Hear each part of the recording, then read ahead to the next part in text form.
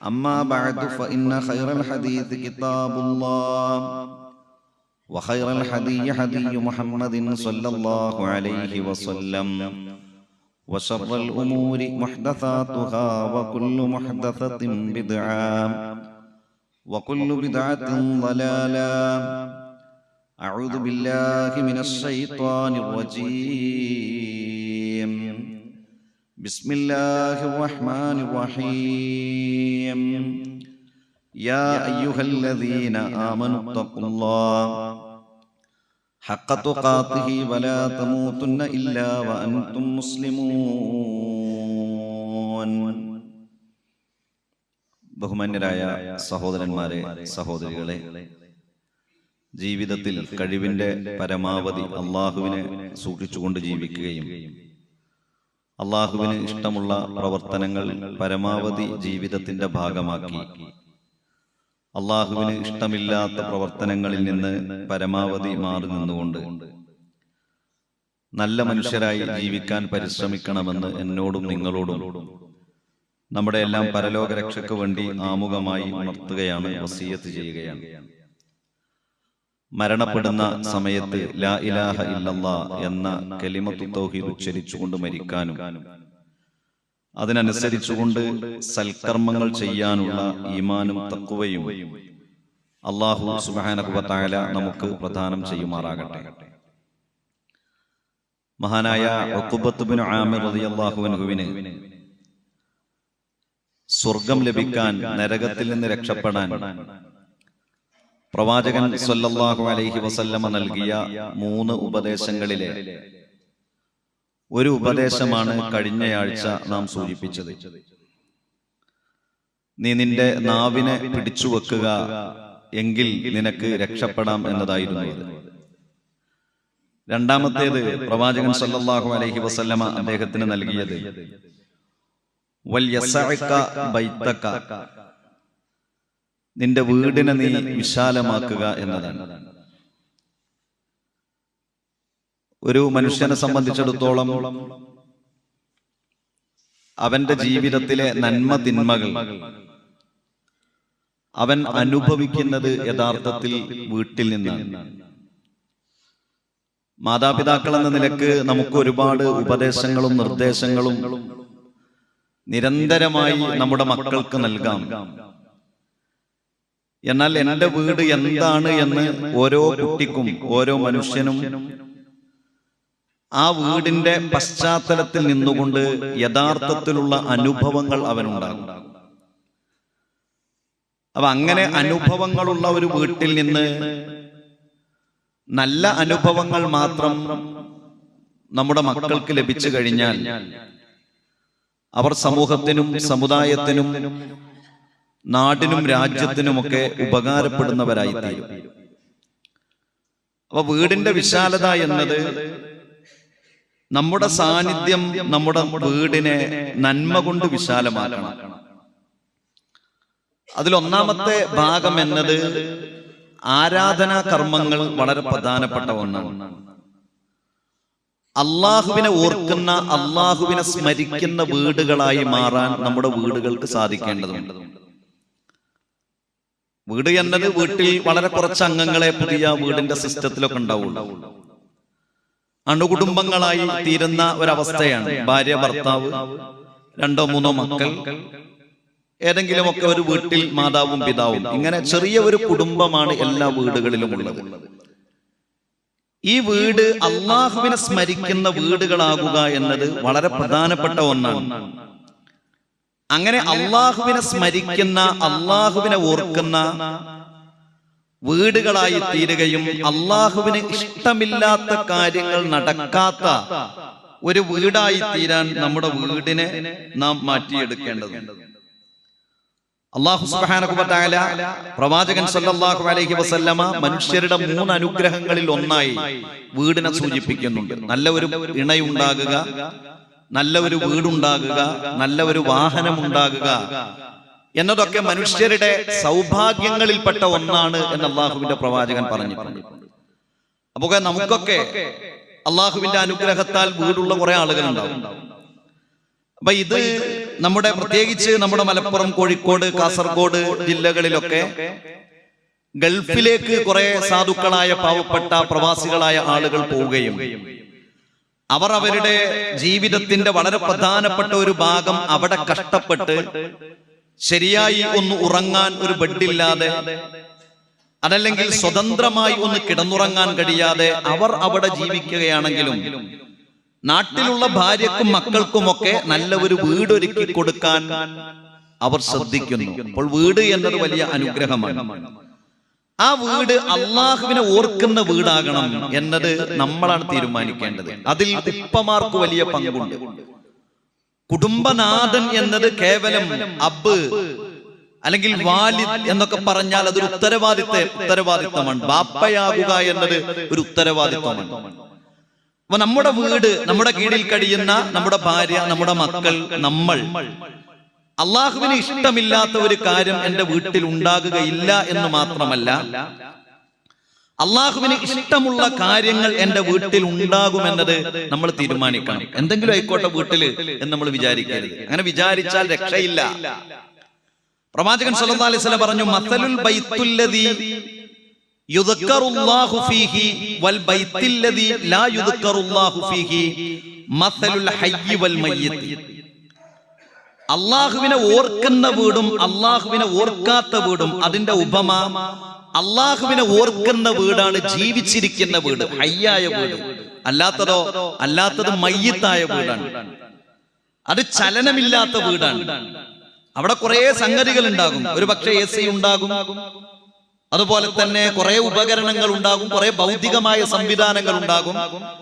എന്നാൽ അതിലപ്പുറത്ത് അള്ളാഹുവിനെ ഓർക്കുന്ന വീടാക്കി ആ വീടിനെ മാറ്റണം. അത് പ്രധാനപ്പെട്ടതാണ്. അതാണല്ലോ പ്രവാചകൻ സല്ലല്ലാഹു അലൈഹി വസല്ലമയൊക്കെ പറഞ്ഞു, വീടുകളിൽ വിശുദ്ധ ഖുർആനിന്റെ പാരായണം ഉണ്ടാകണം. അതാണ് ഓർമ്മകളിൽ ഏറ്റവും പ്രധാനപ്പെട്ടത്. അപ്പൊ നമ്മൾ വിശുദ്ധ ഖുർആൻ ഓതുന്ന പ്രധാനപ്പെട്ട 2 സമയങ്ങൾ, അല്ലെങ്കിൽ നമുക്ക് ഒഴിവുള്ള സമയങ്ങൾ വീട്ടിലുണ്ടാകുമ്പോൾ ഒന്ന് മഗ്‌രിബിന് ശേഷമാണ്, മറ്റൊന്ന് സുബഹിക്ക് ശേഷമാണ്. ഇതിലേതെങ്കിലും ഒരു സമയത്തെങ്കിലും ഞാനും എന്റെ ഭാര്യയും എന്റെ മക്കളും വീട്ടിലുള്ള സമയത്ത് ഖുർആൻ ഓതും എന്ന് നമ്മൾ തീരുമാനിക്കണം. അപ്പൊ നമുക്ക് ഉപദേശത്തിന്റെ ആവശ്യം ഉണ്ടാവില്ല. നമ്മളൊരു പറയുന്ന ആളാകുകയില്ല. പല വീട്ടിലും മാതാപിതാക്കൾ പറയുന്നവരാണ്. കുട്ടികൾ ഒരു പ്രത്യേക പ്രായം വരെ അത് കേൾക്കുന്നവരാണ്. അവർ വിശുദ്ധ ഖുർആൻ പാരായണം ചെയ്യുക എന്ന അനുഭവം അവരുടെ മാതാപിതാക്കളിൽ നിന്ന് അനുഭവിക്കാത്ത കുട്ടികൾ ഒരു പ്രത്യേക പ്രായം കഴിഞ്ഞാൽ ഇത് ഒഴിവാക്കും. കാരണം അവർ മനസ്സിലാക്കുന്നത് വലുതായി കഴിഞ്ഞാൽ അത് ഓതണ്ടോലല്ല, നമ്മൾ പറയേണ്ടവരാണെന്നാണ് മനസ്സിലാക്കുന്നത്. കാരണം അവരുടെ അനുഭവം അങ്ങനെയാണ്. നമ്മളൊന്നും പറയണ്ട. മഗ്‌രിബ് നമസ്കാരം കഴിഞ്ഞ് വീട്ടിലേക്ക് എത്തി നമ്മൾ ഖുർആൻ എടുത്ത് അതിന്റെ ഒരു പേജ് ഉച്ചത്തിൽ നമ്മൾ ഓതിക്കഴിഞ്ഞാൽ നമ്മുടെ വീട്ടിലെ മക്കളോട് ഖുർആൻ ഓതണം നമ്മൾ പറയേണ്ടതില്ല. കാരണം അവർ പഠിക്കണം ഈ സമയം ഖുർആൻ ഓതണം. അള്ളാഹുവിന്റെ മലക്കുകളുടെ മാലാകമാരുടെ സാന്നിധ്യം ഉണ്ടാകണം. പൈശാചികമായ പ്രയാസങ്ങൾ ഇല്ലാതായി തീരണം എന്ന് നമ്മുടെ മക്കൾ പഠിക്കുകയാണ്. അപ്പോൾ വിശുദ്ധ ഖുർആനിന്റെ പാരായണം എന്നത് എന്റെ വീട്ടിൽ ഉണ്ടാകുമെന്ന് നമ്മൾ തീരുമാനിക്കണം. അത് നമുക്കൊരു മോശമാകരുത്. ഞാനൊക്കെ എത്ര പ്രായമായിട്ടും ഇങ്ങനെ ഒരു ഖുർആൻ ഓതാന്നൊക്കെ പറഞ്ഞ ഒരു മോശമാണ് എന്ന് നമ്മൾ വിചാരിക്കരുത്. അപ്പൊ അതുകൊണ്ട് അള്ളാഹുവിനെ ഓർക്കുക എന്ന് പറഞ്ഞു. നമ്മൾ എഴുന്നേൽക്കുമ്പോൾ അള്ളാഹുവിനെ ഓർക്കുന്നു. അൽഹംദുലില്ലാഹില്ലദീ അഹ്യാനാ ബഅദമാ അമാതനാ വഇലൈഹിൻ നുശൂർ. ഓർമ്മയാണ്, മരണത്തിൽ നിന്ന് ഞങ്ങളെ ഉയർത്തെഴുന്നേൽപ്പിച്ച അള്ളാഹുവിനാകുന്ന സർവസ്തുതിയും ഞങ്ങളുടെ മടക്കം അള്ളാഹുവിലേക്കാണ്. അതാണ് നമ്മൾ പറയുന്നത്. അപ്പൊ നമ്മള് അള്ളാഹുവിനെ കുറിച്ച് ഓർത്തുകൊണ്ടാണ് എണീക്കുന്നത്. കിടന്നുറങ്ങുന്ന സമയത്തും നമ്മൾ ഉളുവെടുത്ത് സൂറത്തുൽ ഫാത്തിഹയും ഇഖ്ലാസും നാസും ഫലഖും ആയത്തുൽ കുർസിയും സൂറത്തുൽ ബഖറയിലെ അവസാനത്തെ 2 ആയത്ത് ആമന റസൂലു ബിമാ ഉൻസില ഇലൈഹി എന്ന് തുടങ്ങുന്നതൊക്കെ ഓതി ബിസ്മിക്കല്ലാഹുമ്മ അഹ്യാ വ അമൂത്ത് എന്ന് പറഞ്ഞ് ഒരു ഭാര്യയും ഭർത്താവും കിടന്നുറങ്ങുമ്പോൾ അതൊരു ഓർമ്മയാണ്.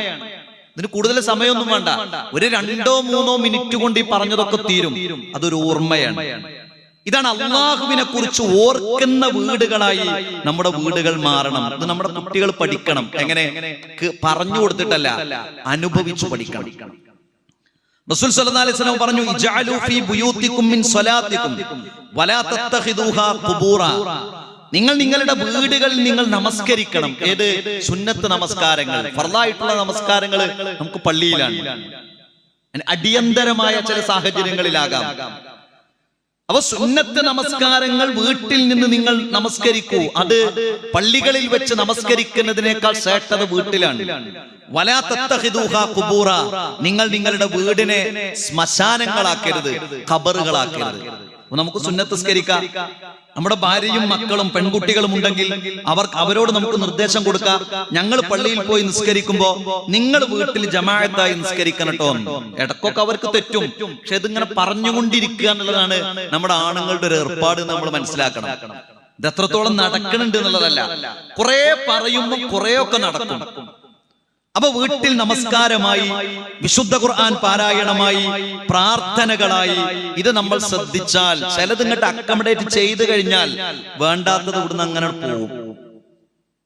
പിന്നെ വേണ്ടാത്തതുണ്ടല്ലോ, ഫുൾ ടൈം ഈ വേണ്ടതും വേണ്ടാത്തതും കാണുന്ന വീടുകൾ, അതിന് യാതൊരു സമയവും പരിധിയുമില്ലാത്ത അവസ്ഥ. നമ്മുടെ ദാരിദ്ര്യത്തിന്റെ കാലത്ത് വരെ നമ്മൾ വിശുദ്ധ ഖുർആൻ ഓതിയിരുന്നു. അന്ന് കൂടുതൽ ഖുർആനുകളൊന്നും വീട്ടിലുണ്ടാവില്ല, ഒരു തിരുരങ്ങാടി ഖുർആൻ മാത്രമേ ഉണ്ടാവുള്ളൂ. ചട്ടൊക്കെ പോയി പഴകിയ ഖുർആന് മണ്ണെണ്ണ വിളക്കിന്റെ വെളിച്ചത്തിൽ ഓതിയിരുന്ന ഒരു കാലത്ത് 5ഉം 10ഉം ഖുർആനും ഖുർആൻ തഫ്സീറുകളുമുള്ള നല്ല സൗകര്യമുള്ള വീടുകളായി നമ്മുടേത് മാറി. അപ്പൊ നമ്മൾ നമ്മുടെ മക്കളിലെ പകർന്നു നൽകേണ്ട ഒരു സ്വഭാവമാണ് വീടുകൾ ആരാധനകൾ നിർവഹിക്കുന്ന ഒരു കേന്ദ്രങ്ങളാകണം. എങ്കിൽ നമുക്ക് രക്ഷയുണ്ട് എന്നതാണ്. അവിടുന്നാണ് നമ്മുടെ മക്കൾ സംസ്കാരം പഠിക്കുക. നമ്മളിലൂടെ അവർ പഠിക്കേണ്ട ഒന്നാണ്. അതല്ലെങ്കിൽ കുറച്ചു കഴിഞ്ഞാൽ ദീനില്ലെങ്കിൽ അവരും ദീൻ അഭിനയിക്കുന്ന ആളുകളായി തീരും. അതാണ് ഒന്നാമത്തത്. ആരാധനകളിൽ നാം ശ്രദ്ധിക്കണം.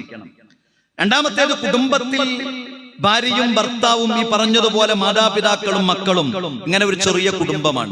ഇതിൽ എല്ലാവരും പൂർണ്ണ സംതൃപ്തരായി തീരണം. 2 കാര്യങ്ങളിൽ. ഒന്ന്, ഉള്ളതിൽ സംതൃപ്തിയുള്ള ആളുകളാകണം.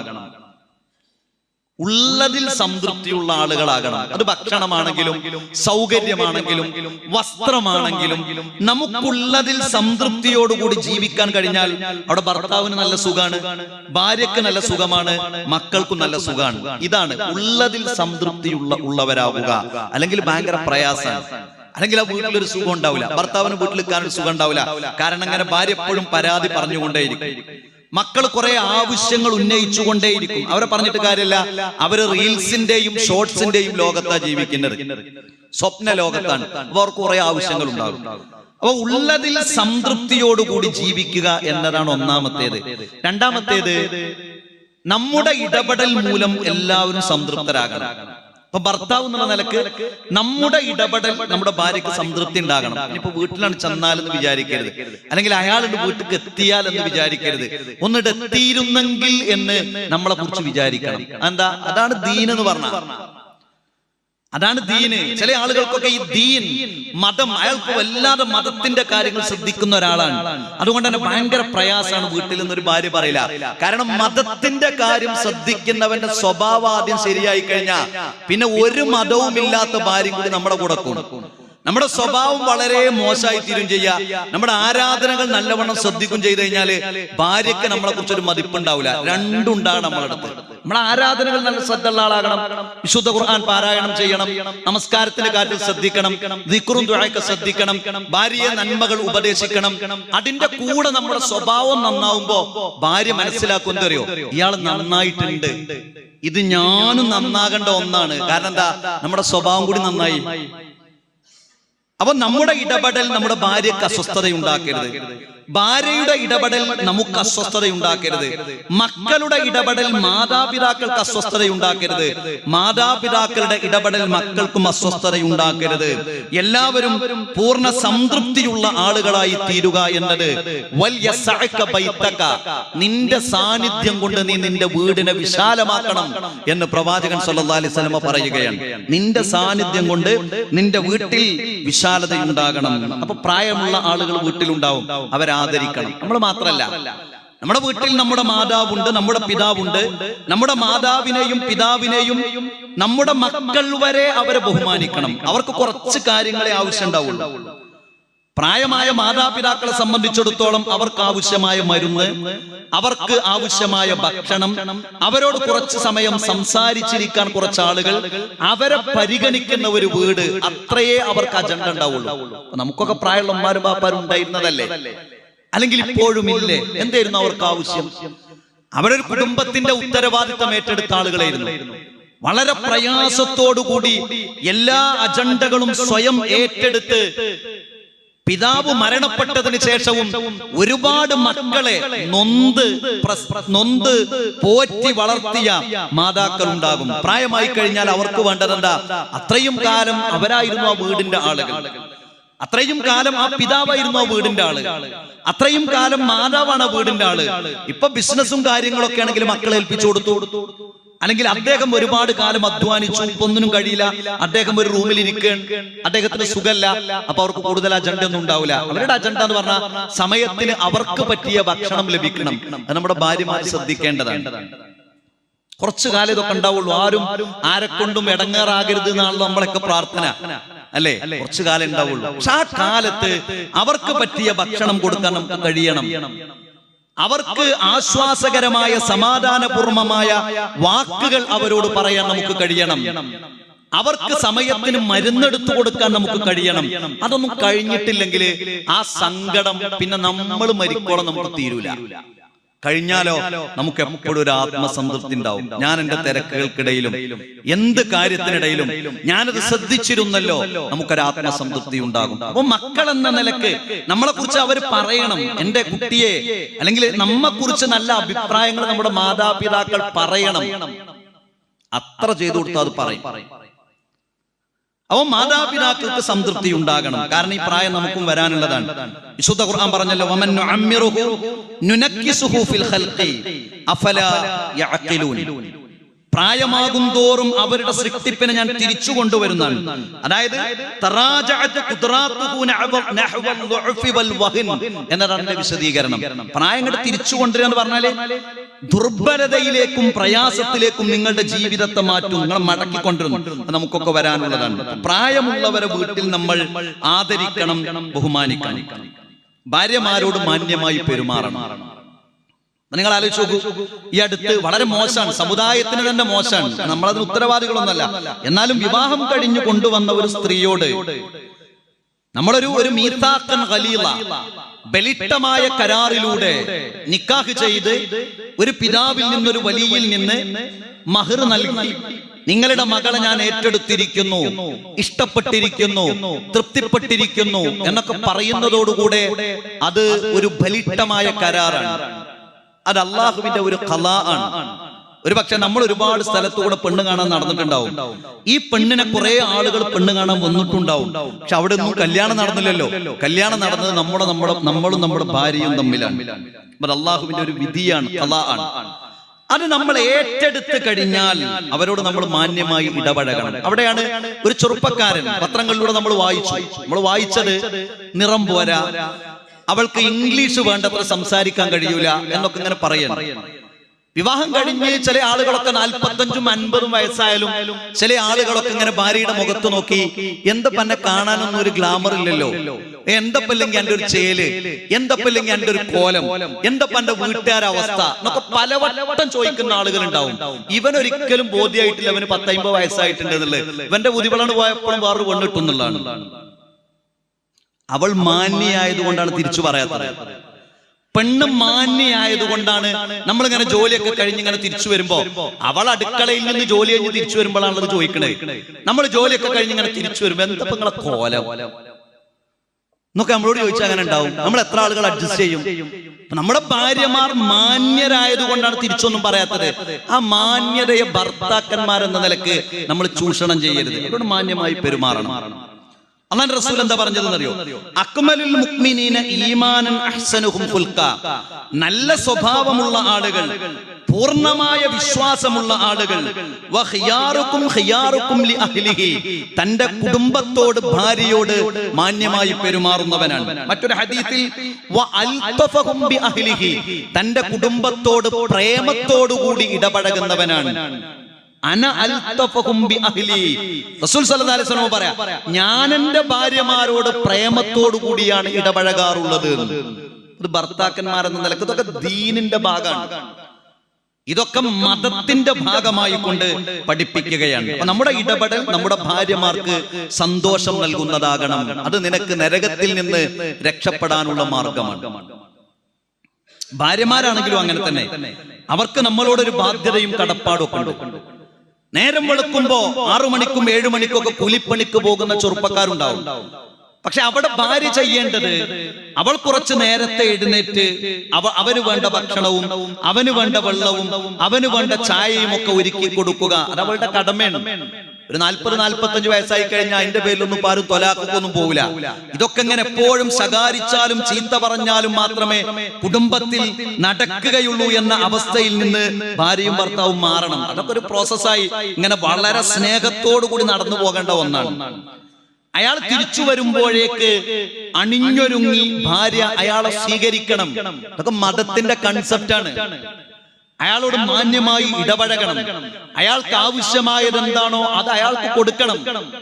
വീട്ടിലേക്ക് വരുന്ന ഒരു ഭർത്താവിന് ചായയാണോ വേണ്ടത്, അതല്ല തണുത്ത വെള്ളമാണോ വേണ്ടത് എന്ന് ഒരു 25 കൊല്ലം കൂടെ താമസിച്ചിട്ടും അറിയാത്ത ഭാര്യമാരുണ്ടാകുക എന്ന് പറഞ്ഞാൽ അത് വളരെ മോശമല്ലേ?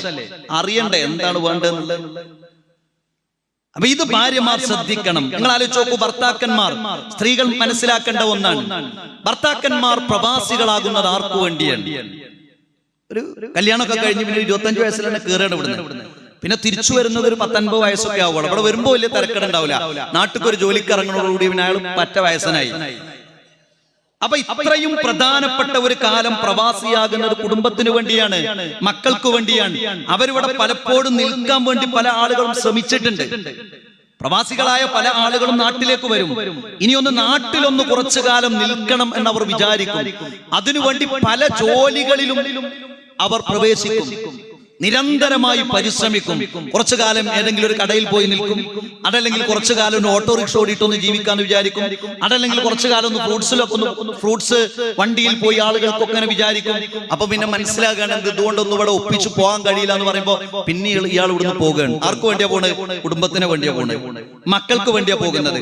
അപ്പോൾ ആ ഭർത്താവ് പ്രവാസിയായാലും നാട്ടിലായാലും അയാൾക്ക് സന്തോഷം നൽകുക എന്നത് മതപരമായ ഉത്തരവാദിത്വം. അതെല്ലാ കാര്യത്തിലും അങ്ങനെയാണ്. റസൂൽ സല്ലല്ലാഹു അലൈഹി വസല്ലം പറഞ്ഞു, ഒരു സ്ത്രീ 5 നേരം നമസ്കരിക്കുന്നു, റമദാനിൽ വ്രതമനുഷ്ഠിക്കുന്നു, ഉംറ കർമ്മം നിർവഹിക്കുന്നു, നന്മകളെല്ലാം ചെയ്യുന്നു. ഇതെല്ലാം ചെയ്യുന്ന ഒരു സ്ത്രീ ഭർത്താവിനെ ധിക്കരിച്ചു കഴിഞ്ഞാൽ അവളുടെ നന്മകൾ അവളുടെ തലക്ക് മുകളിലേക്ക് ഉയരുകയില്ല. റസൂലുള്ളാഹി സ്വല്ലല്ലാഹു അലൈഹി വസല്ലം വേറെ എന്തുണ്ടായിട്ടും കാര്യമില്ല, ഭർത്താവിനെ അനുസരിക്കണം. അതുകൊണ്ടാണ് റസൂൽ സല്ലല്ലാഹു അലൈഹി വസല്ലം പറഞ്ഞു, ഖൈറുൻ നിസാഇ, ഏറ്റവും നല്ല സ്ത്രീ എന്ന് പറഞ്ഞാൽ ഇദാ നളർത ഇലൈഹാ സറത്തുക, നീ അവളെ ഒന്ന് നോക്കിയാൽ അവൾ നിനക്ക് സന്തോഷം നൽകും. നീ അവളെ ഒന്ന് നോക്കിയാൽ മതി. അല്ലെങ്കിൽ ഗൾഫിൽ നിന്നൊരു മെസ്സേജ് അയച്ചാൽ മതി. വലിയ പ്രതിസന്ധി, പ്രയാസം, ഞാൻ ഭാര്യനെ ഒന്ന് വിളിച്ചു പറയട്ടെ, അവളടുത്ത് സമാധാനത്തിന്റെ വാക്കുണ്ടാകും. നീ അവളെ ഒന്ന് നോക്കിയാൽ അവൾ നിനക്ക് സന്തോഷം നൽകും. വഇദാ അമർതഹ അത്വഅതുക, നീ അവളോട് കൽപ്പിച്ചാൽ അവൾ അത് അനുസരിക്കും.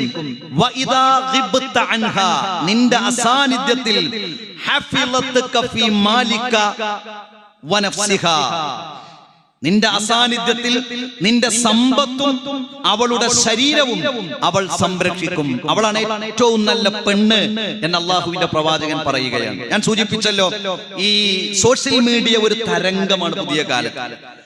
ഇൻസ്റ്റാഗ്രാം തുറന്നാലും ഫേസ്ബുക്ക് തുറന്നാലും അതിലെ റീൽസിലും ഷോർട്സിലും ഒക്കെ ഇങ്ങനെ നല്ല ഭർത്താക്കന്മാരായി ആളുകൾ ഇങ്ങനെ അഭിനയിക്കുകയാണ്. ഇത് അഭിനയിക്കുന്നവർക്ക് അതിന് നല്ല വരുമാനം കിട്ടും. ഇത് നമ്മൾ പുരുഷന്മാരാണെങ്കിലും സ്ത്രീകളാണെങ്കിലും മനസ്സിലാക്കേണ്ട ഒരു പച്ചയായ യാഥാർത്ഥ്യം എന്താ അറിയോ? ഇവർക്ക് ഇതിന് വരുമാനം കിട്ടും. അപ്പൊ നമ്മൾ മനസ്സിലാക്കേണ്ടത് 1 മിനിറ്റ് അല്ലല്ലോ ജീവിതം. അപ്പൊ അങ്ങനെ ഒരു 50-55 വയസ്സായ സ്ത്രീകൾ വരെ ഇങ്ങനെ കണ്ടിട്ട് എന്റെ ഭർത്താവിന് ഇങ്ങനെ ഒന്നൊരു റൊമാൻസ് ഇല്ലല്ലോ, അല്ലെങ്കിൽ ഇങ്ങനെയൊന്നും അല്ല ജീവിക്കേണ്ടിയിരുന്നത്, ഇനി മുതലെങ്കിലും ഇങ്ങനെ ജീവിക്കാൻ പാടില്ല. അതായത് പ്രായമുള്ള ആളുകളുടെ കുടുംബ ജീവിതത്തിൽ വരെ ഇത് സ്വാധീനിക്കാൻ. പിന്നെ ഭർത്താവിനെ കുറിച്ച് ഭാര്യക്ക് അഭിപ്രായം കുറയണം. അയാൾക്ക് അങ്ങനെ ഒരു എങ്ങോട്ട് പോവില്ല, അല്ലെ ഇത്രയും കാലം ഞങ്ങൾ അങ്ങോട്ട് പോയില്ല, എന്റെ ഭർത്താവിന് റൊമാൻസ് പോരാന്നുള്ളടത്തേക്ക് ഭാര്യമാരെത്താൻ. അപ്പൊ അത് വേറൊരു ലോകമാണ്. നമ്മൾ ജീവിക്കുന്നത് ഒരു പച്ചയായ ലോകത്താണ്. ആ ലോകത്ത് നമുക്ക് സന്തോഷമുണ്ടാകണം എന്ന് നാം മനസ്സിലാക്കേണ്ടതുണ്ട്. അപ്പോ അതാണ് റസൂൽ സല്ലല്ലാഹു അലൈഹി വസല്ലം സൂചിപ്പിച്ചത്. അതാണ് വൽയസഅക ബൈതക, നിന്റെ ഇടപെടൽ കൊണ്ട് ഭാര്യയാകട്ടെ ഭർത്താവാകട്ടെ അവർക്ക് സന്തോഷമുണ്ടാകണമെന്നതാണ്. നമ്മുടെ മക്കൾ നമ്മുടെ കൺകുളിർമയാണ്. മക്കൾ കൺകുളിർമയാണ്. നമുക്കെല്ലാം ഉണ്ടായി. നമ്മുടെ മക്കൾ മോശമായി കഴിഞ്ഞാൽ അതിലേറെ സങ്കടമൊന്നും ഉണ്ടാവില്ല. നിങ്ങൾ ആലോചിച്ച് നോക്കൂ, നമ്മുടെയൊക്കെ മക്കള് സ്കൂളുകളിലും കോളേജുകളിലൊക്കെ പഠിക്കുന്നതേ. നമ്മുടെ മക്കൾക്ക് ഒരു അവാർഡ് കിട്ടി, അത് വാങ്ങാൻ വേണ്ടി പോകുന്നത് വളരെ സന്തോഷത്തോടെ ഇരിക്കും. പക്ഷെ ഒരു പ്രശ്നമുണ്ട്, നിങ്ങളുടെ മകളെ കുറിച്ച്, നിങ്ങളുടെ മകനെ കുറിച്ച് ഒരു പ്രശ്നമുണ്ട് എന്ന് പറഞ്ഞാൽ ഏത് ബാപ്പ ഇങ്ങനെ ഉഷാറായിട്ട് വരുമെങ്കിലും അറിയാതെ തല കുനിച്ചിട്ടാണ് വരുന്നത്. അപ്പൊ അതിന് മക്കൾ വഴിയൊരുക്കരുത്. മക്കളോട് പറയാനുള്ളതാണ്, മക്കൾ വഴിയൊരുക്കരുത്. അതിന് ഒരു മകൻ തീരുമാനിക്കേണ്ടതാണ്. എന്റെ ഉമ്മാനെ, എന്റെ ഉപ്പാനെ, എന്റെ ഒരു പ്രശ്നത്തിന്റെ പേരിൽ ഒരു സ്കൂളിലേക്ക് ഒരു കോളേജിലേക്ക് എന്റെ വളരെ മ്ലേച്ഛമായ ഒരു പ്രവർത്തനത്തിന്റെ പേരിൽ ഞാനിത് അടുപ്പിക്കൂല എന്നുള്ളത് മക്കൾ തീരുമാനമെടുക്കണം. അതിന് നമ്മുടെ മക്കൾക്ക് സംസ്കാരം നമ്മൾ നൽകണം. റസൂൽ സ്വല്ലല്ലാഹു അലൈഹി വസല്ലം പറഞ്ഞു, മാ നഹല വാലിദുൻ വലദൻ മിൻ നഹ്ലിൻ അഫ്ളല മിൻ അദബിൻ ഹസൻ. ഒരു ഉപ്പ, ഒരു പിതാവ് ഒരു മകന് നൽകുന്ന ഏറ്റവും വിലയേറിയ സമ്മാനം അത് ഏറ്റവും നല്ല സംസ്കാരമാണ്. അതല്ലാത്തതൊക്കെ നമ്മളൊരു ബൈക്ക് വാങ്ങിക്കൊടുത്തു, ഒരു കാറ് വാങ്ങിക്കൊടുത്തു, അല്ലെങ്കിൽ അത് വാങ്ങിക്കൊടുത്തു, ഇത് വാങ്ങിക്കൊടുത്തു, ഇതൊക്കെ അവനും സ്വയം വാങ്ങും. സ്വന്തം വാങ്ങാനുള്ള കപ്പാസിറ്റി ഉണ്ടാവും.